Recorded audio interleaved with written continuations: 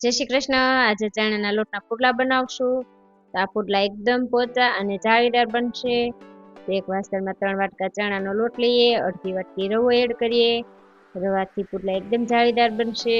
તો પાલક, મેથી, ધાણા અને લીલું લસણ લીધા છે, તો મિક્સ કરી અને ધોઈ લઈએ। તો આ બેટર આપણે એક સિક્રેટ વસ્તુથી બનાવશું, એનાથી પુડલા એકદમ પોચા બનશે અને ખાવામાં ખૂબ જ મજા આવશે। તો પાલક મેથીને આપણે ચણાના લોટમાં એડ કરી દઈએ। હવે મેં કાંદા ખમણીને લીધા છે, એને એડ કરી દઈશું। આદુ મરચીને ક્રશ કર્યા છે, તો સાથે આખા ધાણા પણ થોડા ક્રશ કરી લઈએ। તો આદુ મરચીને એડ કરી દઈએ। થોડા અજમા હાથેથી મસળીને એડ કરી દઈએ। થોડી હિંગ, કલર માટે થોડી હળદર, સ્વાદ અનુસાર મીઠું।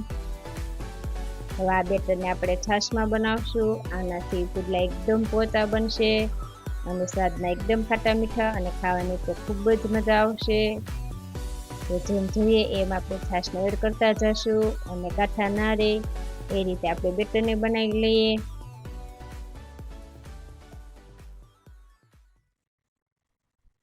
તો મીડિયમ એવું મેં બેટર તૈયાર કર્યું છે। એક પેનમાં તેલ લઈએ,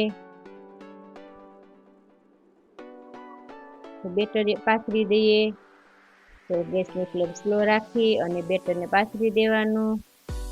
તમારા પુડલા જેમ પતલા હશે એમ પુડલા એકદમ ફટાફટ ચડી જશે અને ખાવાની ખૂબ જ મજા આવશે।